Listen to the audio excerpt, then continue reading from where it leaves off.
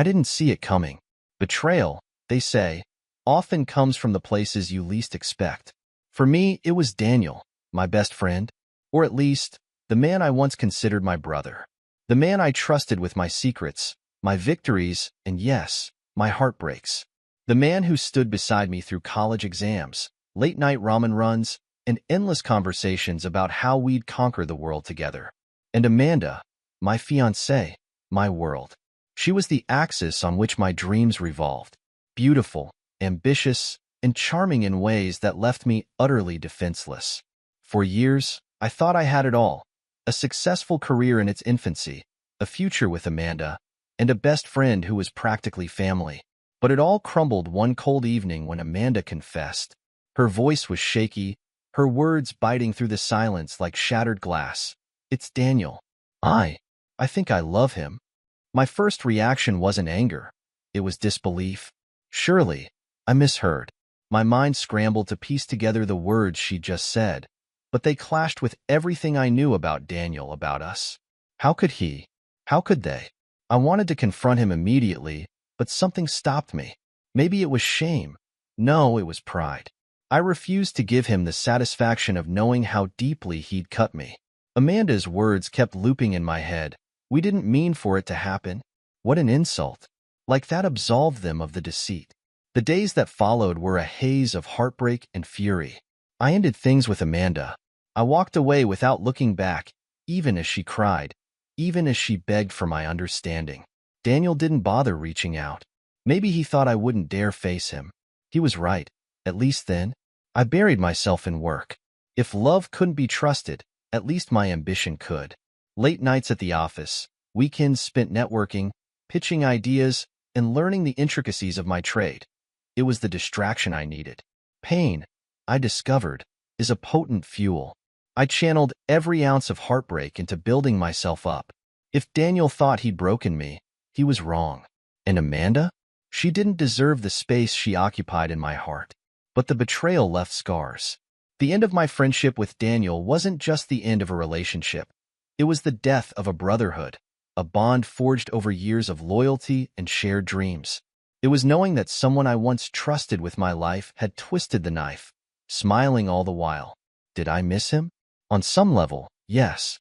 It's strange to admit, but I missed the man I thought Daniel was, the version of him that stood by me, not the one who stood over me, grinning as he took what was mine. Resentment became my silent companion.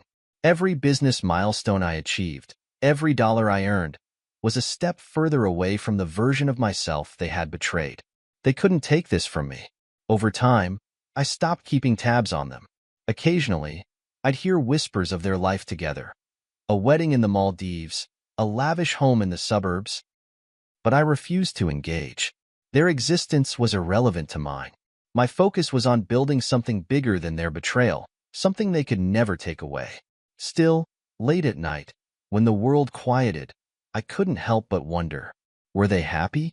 Did Amanda ever think about me, about the life we were supposed to have? Did Daniel feel any guilt? I tried not to dwell on these thoughts, but they crept in anyway, haunting the spaces between my triumphs. It's funny how betrayal shapes you.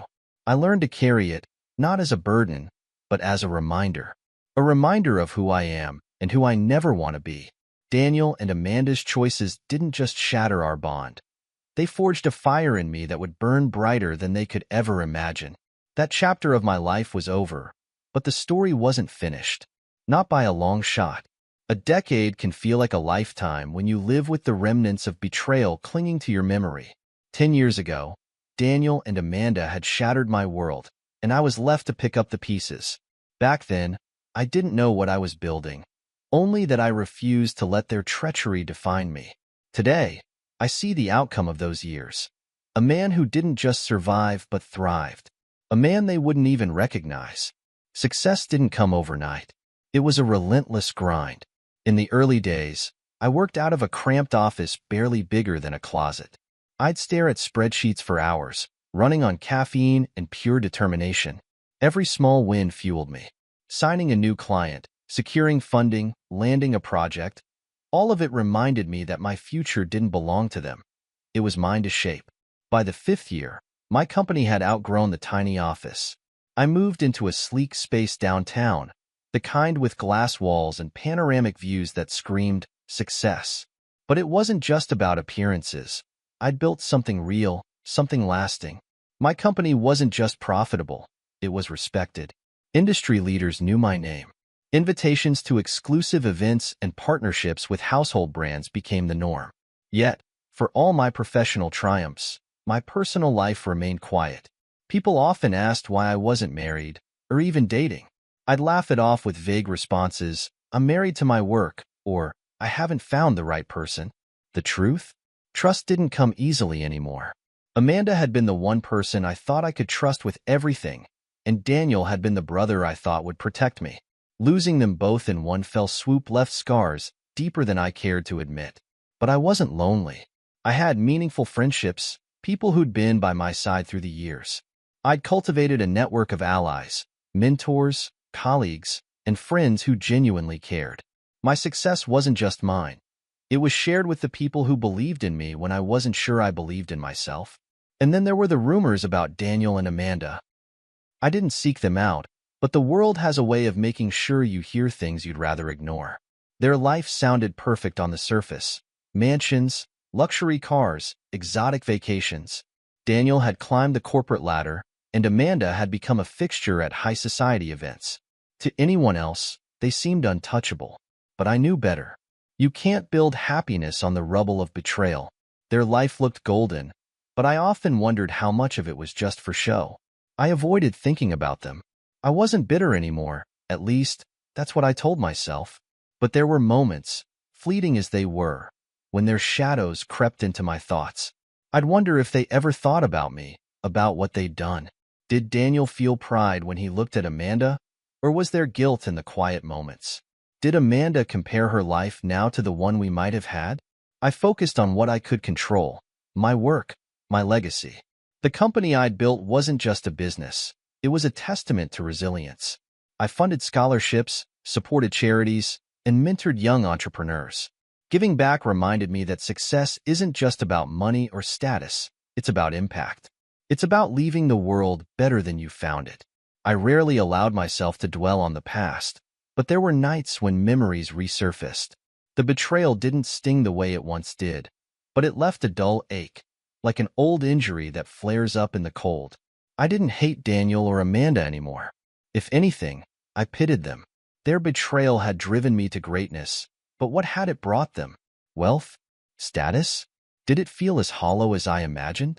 As the 10th anniversary of the betrayal approached, I found myself reflecting more than usual, not with sadness or anger, but with a sense of pride. The person I was 10 years ago would barely recognize the man I'd become. Back then, I was a young professional with big dreams and a broken heart. Now, I was a respected entrepreneur with a legacy. 10 years ago, Daniel and Amanda took everything from me, or so I thought. In reality, they gave me the gift of clarity. They taught me who I could trust and, more importantly, who I couldn't. They showed me that resilience isn't about avoiding pain. It's about what you do with it. And what I'd done with it. I'd built an empire, one that no betrayal could ever touch. It came in the middle of an otherwise unremarkable Tuesday. I was at my desk, going through quarterly reports, when my assistant walked in with an envelope in hand. Her expression was curious, almost amused, as she placed it on my desk. "It's from the Summit of Innovators," she said, the slightest hint of excitement in her voice. A personal invitation. I set my pen down, taking the envelope with measured curiosity. The Summit of Innovators was no ordinary event. It was the kind of exclusive retreat reserved for the best and brightest. CEOs, industry leaders, pioneers of their fields. People whose names held weight in boardrooms around the world. I'd always admired the summit from afar, but this was the first time I'd been invited.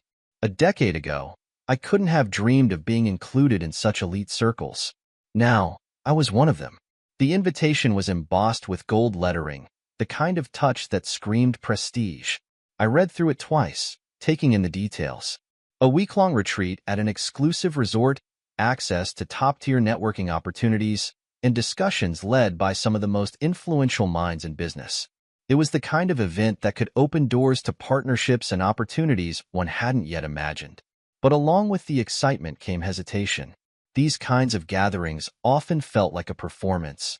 People posturing, inflating their successes, and flashing their wealth like peacocks in a mating ritual. I wasn't sure I wanted to subject myself to that. Still, the potential benefits were hard to ignore. "You should go," my assistant said, as if reading my mind. "It's a once-in-a-lifetime opportunity." I nodded, leaning back in my chair. "I'll think about it." And think about it I did. For the next 2 days, I weighed the pros and cons. Part of me wanted to stay in my bubble, where I was in control, where I didn't have to deal with the pressures of high society. But another part of me, the ambitious part, knew that this was a chance to elevate my work, to forge connections that could take my company to the next level. On the third day, I decided to attend. I instructed my assistant to RSVP on my behalf and began preparing for the retreat. Little did I know, this decision would lead me straight into the storm I'd spent years avoiding. The resort was as luxurious as the invitation had promised. Nestled in the mountains, surrounded by breathtaking views, it was a haven of sophistication and exclusivity. Upon arrival, I was greeted with the kind of meticulous hospitality reserved for the ultra-wealthy. The staff knew my name, my preferences, even how I liked my coffee. It was impressive, if a little unnerving. The first evening was a casual welcome reception, a chance for attendees to mingle and set the tone for the week ahead. I entered the grand hall, scanning the room filled with elegant people in tailored suits and designer dresses. Conversations buzzed around me, a symphony of power and influence. I was mid-conversation with a venture capitalist when I heard a voice behind me, a voice I hadn't heard in 10 years. "Is that?" The voice trailed off, laced with disbelief. I turned slowly, my heart briefly skipping a beat. And there they were, Daniel and Amanda, my past, staring me in the face. They looked almost the same, yet different. Amanda's beauty was still striking, but there was something tired in her eyes. Daniel had aged too, though his self-assured smirk hadn't changed. The surprise on their faces was quickly replaced by something else, unease. They hadn't expected me to be here, to be part of this exclusive circle. And why would they? 10 years ago, they'd written me off, taking what they thought was the best of me and leaving me in the dust. I didn't flinch. I didn't show any reaction beyond a polite nod. "Daniel." "Amanda," I said evenly. "It's been a long time." Daniel recovered first, his smirk returning. "It has. I didn't expect to see you here." I shrugged, my tone casual. Life takes us in unexpected directions. Amanda said nothing, her gaze flitting between me and Daniel. For a moment, the three of us stood in silence, the weight of unspoken history hanging heavy between us. Then, as if on cue, Daniel extended his hand, his smile forced. "Well, it's good to see you," he said. "Let's catch up sometime this week." I shook his hand, my grip firm but not aggressive. "Sure," I replied, keeping my tone neutral. As they walked away, I allowed myself a small, private smile. They didn't know it yet, but this week was going to be far more interesting than they'd anticipated.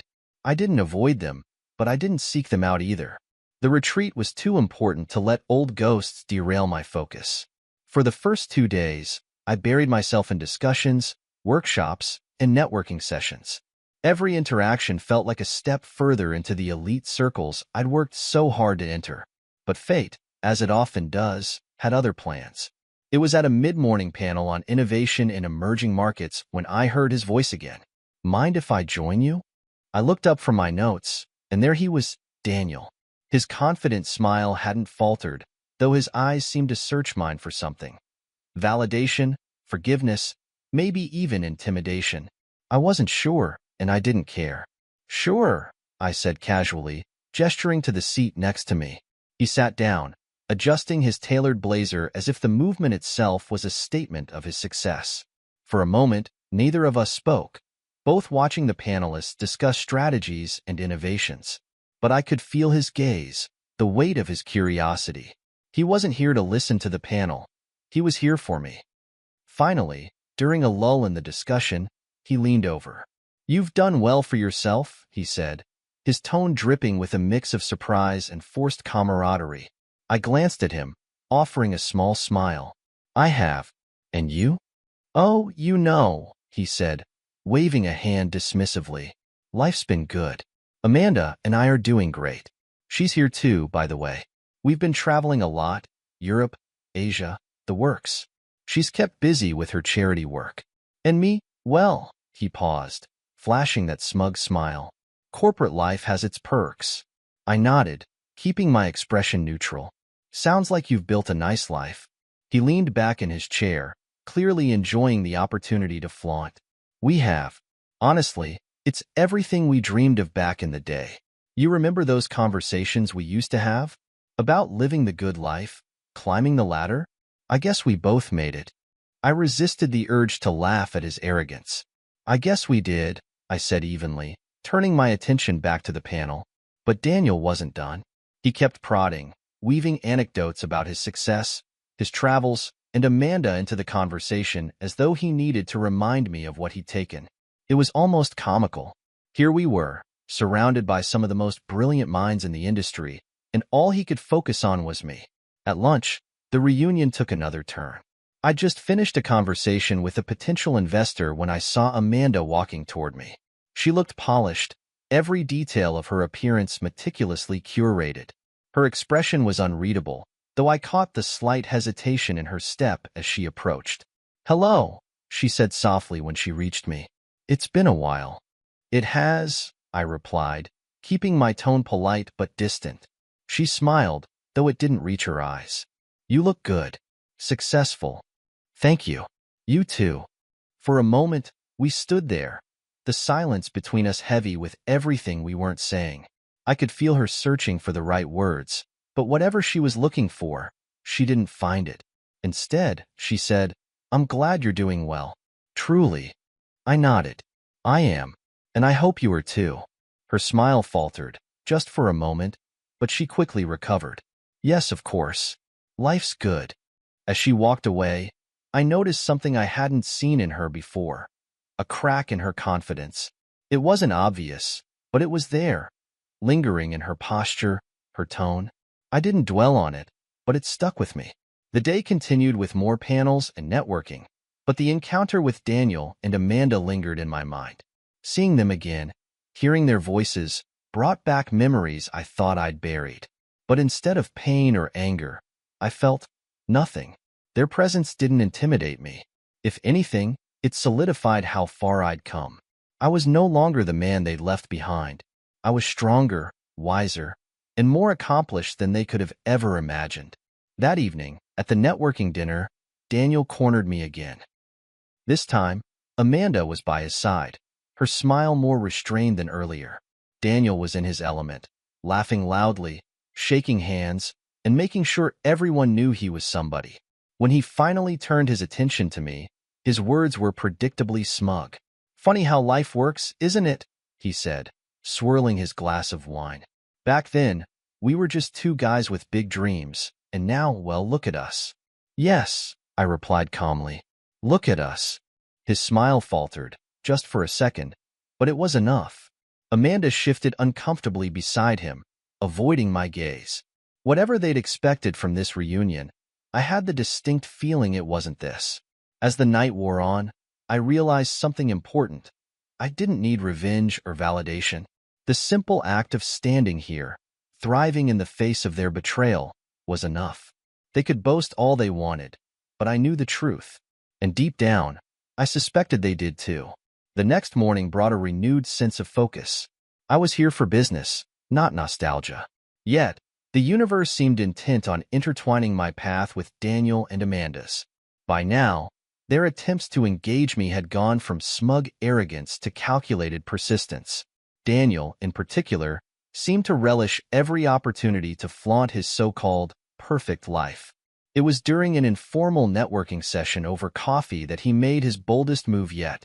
I was standing near the buffet table, chatting with a fellow entrepreneur, when Daniel walked over, Amanda trailing slightly behind him. He waited for a lull in the conversation before inserting himself. "Good morning," he said, his voice dripping with false camaraderie. "Mind if I join you?" The entrepreneur I'd been speaking with excused himself politely, leaving me alone with Daniel and Amanda.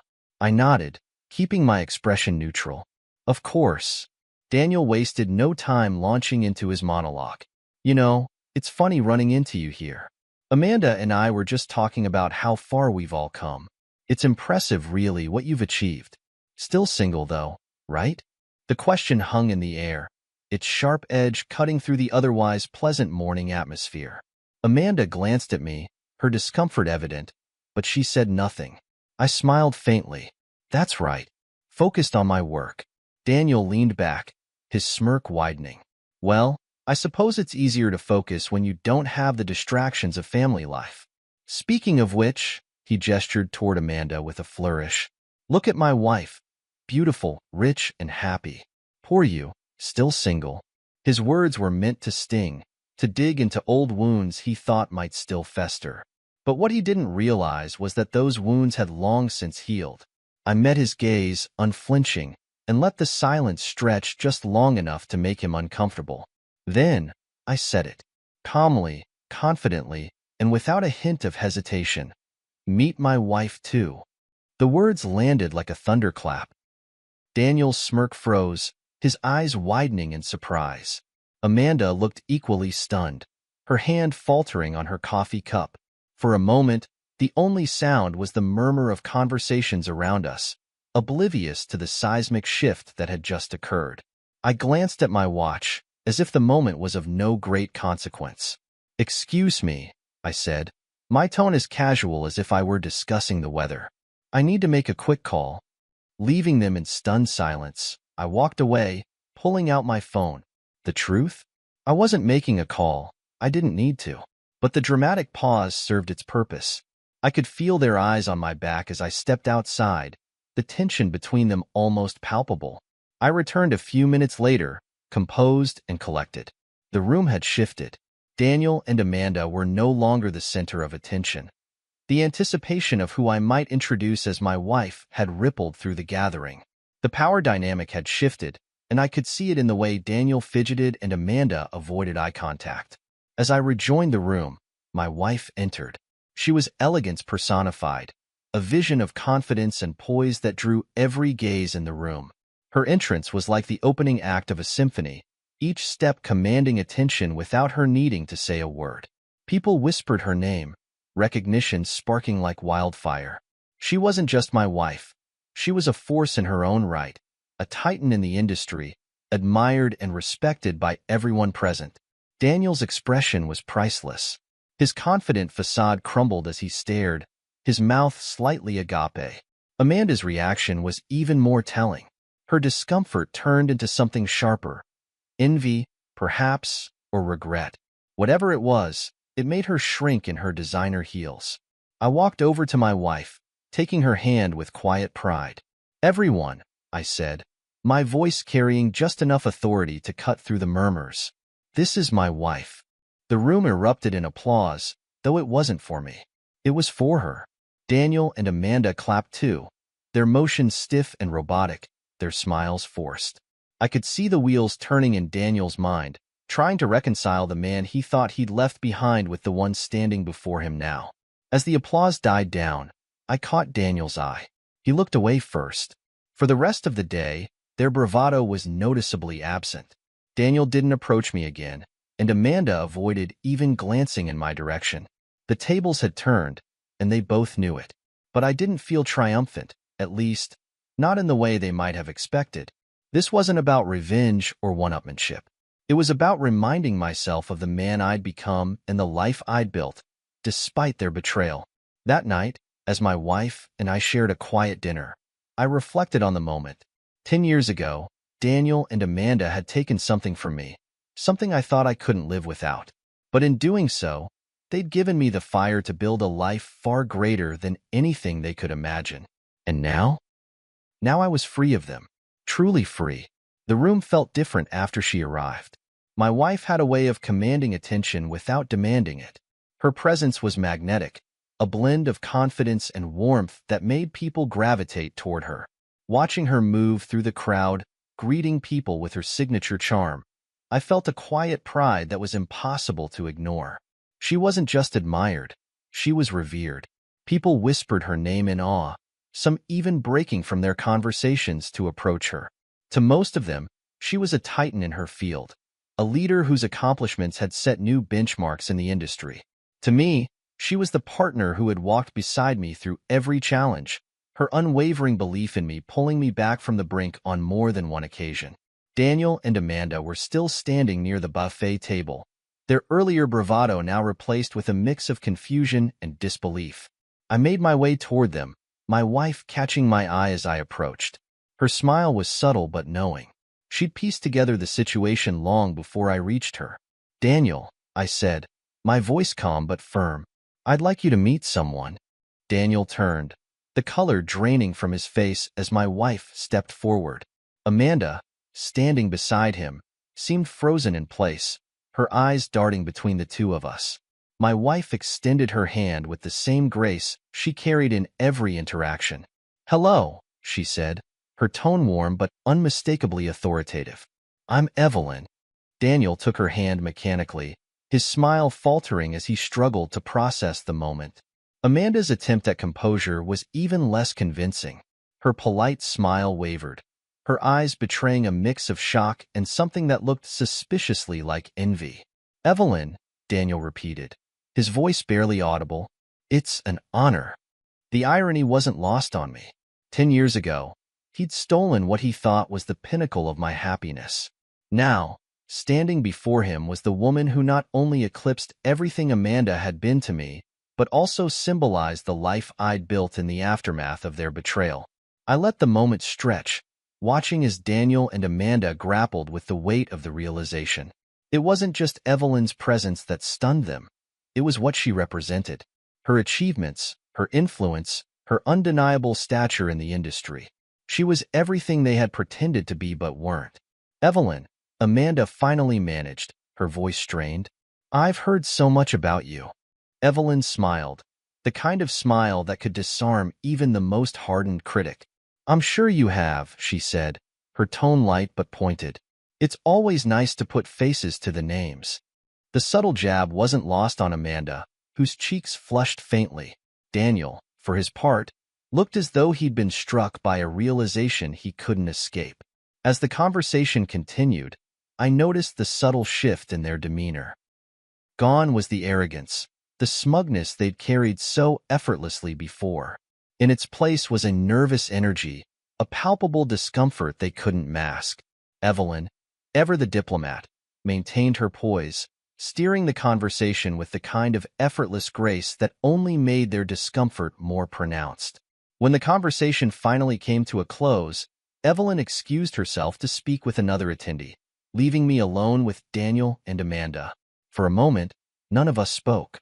The silence between us was heavy, a collision of past and present that neither of them seemed equipped to navigate.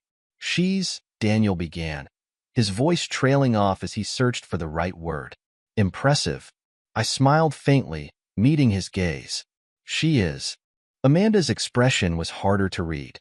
Her usual composure had cracked, revealing a vulnerability she seemed desperate to hide. "You've done well for yourself," she said finally, though her tone lacked conviction. "I have," I replied simply, "and I'm grateful for every step of the journey that brought me here." The words weren't meant to sting, but I knew they did. They carried a weight that couldn't be ignored, a reminder that the life they thought they destroyed had only grown stronger in their absence. As the day progressed, their attempts to re-engage with me became increasingly awkward. Daniel, who had once relished every opportunity to flaunt his success, now seemed unsure of his footing. Amanda, whose confidence had once been her greatest weapon, looked more like a shadow of the woman I'd once known. By the time the day's events concluded, it was clear that the cracks in their facade were beginning to show. Their carefully constructed image of perfection was unraveling, thread by thread, under the weight of the truth they couldn't escape. That evening, as Evelyn and I sat together on the terrace overlooking the mountains, I couldn't help but reflect on the day's events. The man I'd been 10 years ago would have sought revenge, would have reveled in their discomfort. But the man I was now felt nothing but clarity, a sense of peace that came from knowing I'd risen above their betrayal. "They didn't see that coming," Evelyn said with a quiet laugh, her hand resting lightly on mine. "No," I replied, my gaze fixed on the horizon. "They didn't. And for the first time in years, I felt truly free. The next day brought a noticeable shift in the air. The energy Daniel and Amanda carried the first 2 days, the smug superiority, the flaunting of their so-called perfect life, was gone, replaced by an awkwardness that made every encounter with them feel like a game of chess where they were already cornered. I didn't seek them out. I didn't need to. The truth of the situation had already sunk in, and I was content to let them sit with it. Still, they found their way back to me, hovering like moths around a flame, unsure if they were drawn to it or afraid of being burned. It was during a networking brunch that Daniel made his next move. I was speaking with a group of entrepreneurs about potential collaborations when I caught sight of him approaching. His smile was polite, almost hesitant, an expression I'd never seen on him before. Daniel was not a man who hesitated. Until now. "Excuse me," he said, his voice smoother than it had been the day before. "Mind if I steal him for a moment?" The group nodded, and I followed Daniel to a quieter corner of the room. Amanda trailed behind him, her usual air of confidence replaced by something far more subdued. For a moment, none of us spoke. Daniel shifted his weight, his hands stuffed awkwardly into his pockets. "I just wanted to say," he began, his tone careful, "that it's impressive. What you've built, who you've become." I raised an eyebrow, unsure of where he was going with this. "Thank you." He nodded, his gaze flickering to Amanda, who was staring at the floor. "Look, I know things between us didn't end well." I almost laughed at the understatement. "You could say that." He winced, as though the memory physically pained him. "We were young, stupid, and I made choices I'm not proud of." The admission hung in the air, heavy and unexpected. Amanda looked up, her expression conflicted, but she said nothing. Daniel continued, his words spilling out in a rush, as though afraid he'd lose the courage to say them if he stopped. "I've been thinking about it a lot since yesterday. Seeing you here, seeing what you've accomplished, it's made me realize some things. About myself, about the kind of man I've been." I stayed silent, letting him speak. He took a deep breath, his eyes meeting mine with a sincerity I hadn't seen in years. "I'm sorry," he said finally, "for everything." The words were simple, but they carried a weight I hadn't expected. For a moment, I didn't know how to respond. Part of me wanted to hold on to the anger, the resentment that had fueled me for so long. But another part, a quieter, steadier part, recognized the value of letting it go. "I appreciate that," I said, my voice measured. "But you don't owe me an apology. What's done is done. And honestly, I'm better for it." He nodded, his expression a mixture of relief and regret. Amanda finally spoke, her voice barely above a whisper. We didn't think you'd move on like this. You thought I'd fall apart," I finished for her. "And maybe I did for a while. But life has a funny way of proving people wrong." She nodded, unable to meet my gaze. Daniel shifted again, his usual bravado replaced by something almost vulnerable. "I just wanted to say that, to clear the air." I nodded, offering him a small, genuine smile. "Consider it cleared." The conversation ended there, but the impact lingered. For the rest of the day, Daniel and Amanda kept their distance, their earlier attempts to engage replaced by quiet observation. I caught them watching me a few times, their expressions unreadable. It wasn't anger or envy. It was something closer to reflection, perhaps even regret. That evening, Evelyn and I attended a dinner hosted by one of the summit's organizers. It was a formal affair, filled with influential figures exchanging ideas and forging connections. Daniel and Amanda were there, of course, but they didn't approach me. Instead, they kept to themselves, their earlier confidence replaced by a subdued humility. As Evelyn and I mingled, I couldn't help but notice the contrast. Where Daniel and Amanda once seemed untouchable, their cracks were now visible. Meanwhile, Evelyn and I moved through the room with ease, our partnership a testament to what true success and fulfillment looked like. By the end of the evening, I felt something I hadn't felt in years: closure. Daniel's apology, as unexpected as it was, had given me the final piece I needed to put the past behind me. I didn't hate him anymore. I didn't pity him either. I simply saw him for what he was, a man who'd made mistakes and was now grappling with their consequences. As Evelyn and I left the dinner, I took her hand, grateful for the life we'd built together. The past no longer held power over me. The tables had turned, and I was finally free to move forward. The cracks in Daniel and Amanda's perfect image were no longer subtle. By the third day of the retreat, they were impossible to ignore. It wasn't just their demeanor, the hesitancy in Daniel's once confident stride, or the way Amanda avoided eye contact. It was the little things, the slip-ups that revealed a truth they couldn't hide. It started that morning during a panel discussion on maintaining balance in high-pressure industries. I sat a few rows behind them, close enough to observe without drawing attention.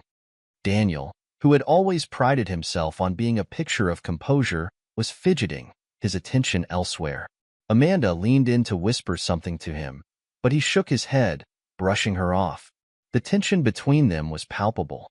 During the coffee break, I found myself near enough to catch fragments of their conversation. Amanda's voice was low but sharp, her words carrying the weight of frustration. "This isn't working, Daniel. You said things would get better." "They will," he snapped back, his tone curt. "I just need time." "Time," she scoffed. "We're running out of that, too." The exchange ended abruptly when they noticed me nearby. Amanda forced a smile, though her eyes betrayed the strain she was under. Daniel gave me a terse nod, his jaw tight. I didn't press. Their unraveling wasn't my concern. But it was hard to ignore how different they seemed from the polished, invincible couple they had once projected. Later that afternoon, I overheard more. This time, it was Amanda, speaking to a mutual acquaintance during a networking session. I wasn't trying to eavesdrop, but her voice carried across the room, the bitterness in her tone unmistakable. "He's lost his touch," she said, her words clipped. "The deals aren't coming in like they used to, and the pressure it's suffocating. I've tried to help, but he won't listen." The acquaintance responded with polite murmurs, clearly uncomfortable, but Amanda didn't seem to notice or care. She was too wrapped up in her grievances, too consumed by whatever was eating away at her. Hearing this didn't bring me the satisfaction I might have expected. A decade ago, I might have reveled in their struggles, seen it as karmic justice for what they'd done to me. But now, it just felt hollow. Their problems were their own, and I had no interest in gloating. I'd moved past that. Still, the facade they'd so carefully maintained was crumbling, and it was impossible not to notice how it mirrored the very cracks they'd left in my life all those years ago.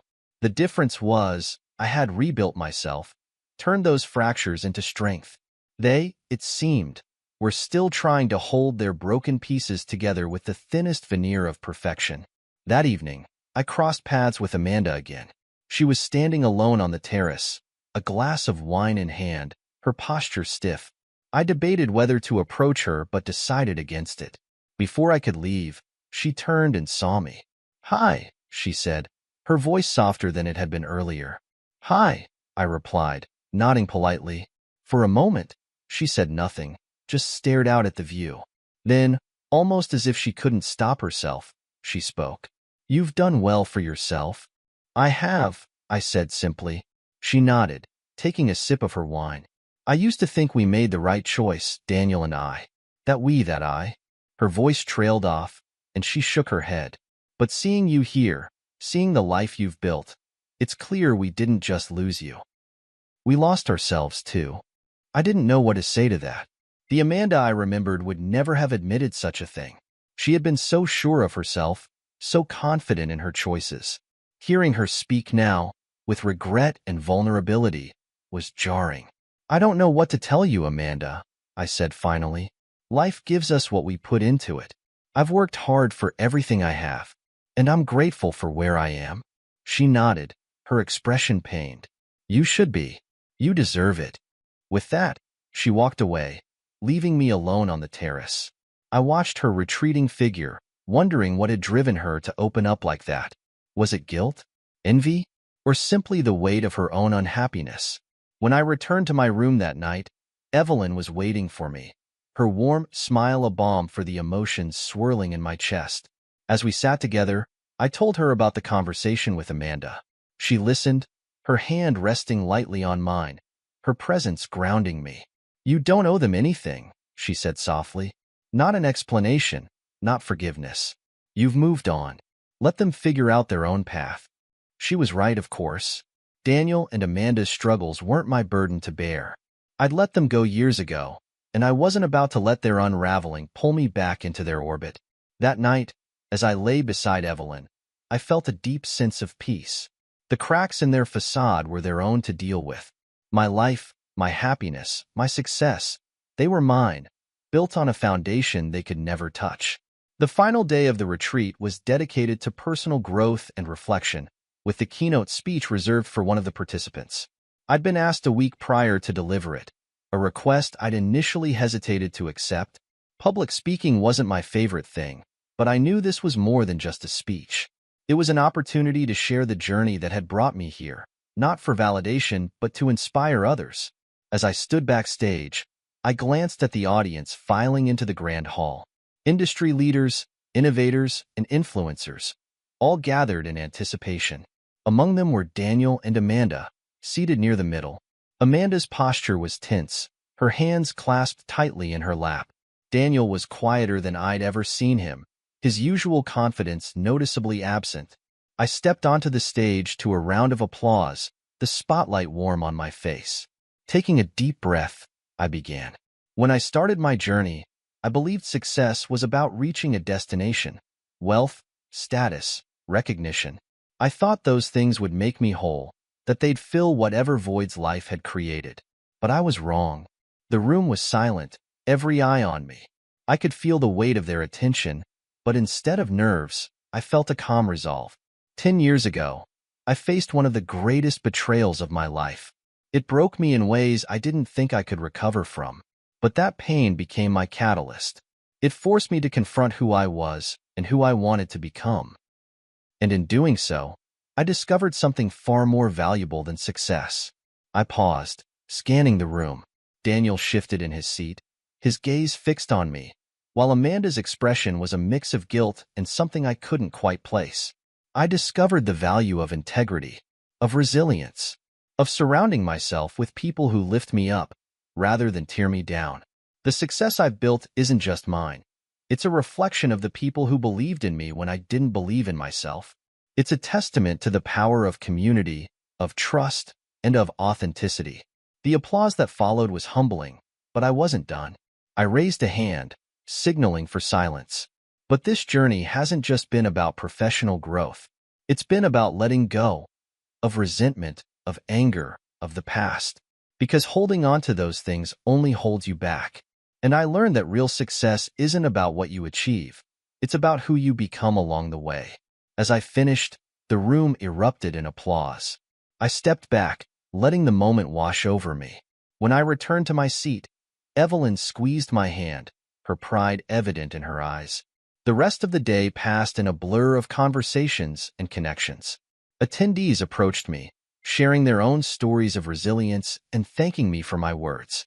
It was a reminder that even the smallest truths can have a profound impact. Later that evening, as the retreat drew to a close, I found myself face to face with Daniel and Amanda once more. They approached me hesitantly, their earlier confidence replaced by a tentative vulnerability. Daniel began, his voice trailing off. That was powerful. Amanda nodded, her eyes glossy. You've really grown. I didn't realize how much. I met their gazes, my expression calm but firm. Life has a way of teaching us what we need to know, whether we're ready for it or not. Daniel shifted uncomfortably, his hands in his pockets. I just wanted to say thank you. For the speech. For everything. Amanda's voice was softer. And I'm sorry. For everything we put you through. For a moment, I considered their words. 10 years ago, I would have given anything to hear those apologies. But now, they felt like a footnote in a story that no longer revolved around them. I appreciate that, I said simply. But the past is the past. We all make choices, and we all live with them. What matters is what we do moving forward. They nodded, their expressions a mix of relief and regret. As they walked away, I felt a weight lift from my shoulders. The anger, the resentment, the need for closure. It was all gone. In its place was a quiet peace, a sense of freedom I hadn't realized I was missing. That night, as Evelyn and I shared a quiet moment under the stars, I reflected on the journey that had brought me here. The betrayal that had once defined me was now just a chapter in a much larger story, one of resilience, growth, and the power of choosing to rise above the past. "You're quiet," Evelyn said, her voice soft. "Just thinking," I replied, my gaze on the horizon, "about how far we've come." She smiled, her hand finding mine. "And how far we'll go." I nodded, the future stretching out before us, limitless and full of possibility. For the first time in a long time, I felt truly at peace. As the retreat came to an end, there was a sense of finality in the air, a quiet understanding that this wasn't just the conclusion of an event, it was the closing of a chapter in my life. I watched as the attendees gathered their belongings, exchanged goodbyes, and promised to stay in touch. Among them were Daniel and Amanda, their presence a faint echo of what they had once been in my life. I noticed them standing by the exit, speaking in hushed tones. Amanda looked tired, her shoulders slumped under the weight of whatever burden she carried. Daniel's posture was stiff, his usual air of confidence replaced by something quieter, more subdued. For a moment, I wondered if they'd approach me again, but they didn't. Instead, they left quietly, their departure marked not by fanfare but by a lingering sense of unfinished business. Evelyn and I stayed behind, savoring the last moments of the retreat. We wandered through the emptying halls, reflecting on the conversations and connections that had made the past few days so memorable. Evelyn's hand slipped into mine, her touch grounding me as it always did. "You handled everything beautifully," she said, her voice soft but full of pride. I smiled, glancing at her. "It wasn't easy, but it was necessary." She nodded, her gaze thoughtful. "Do you feel lighter now?" I considered her question, letting the quiet settle around us. "Yes," I said finally. "I do."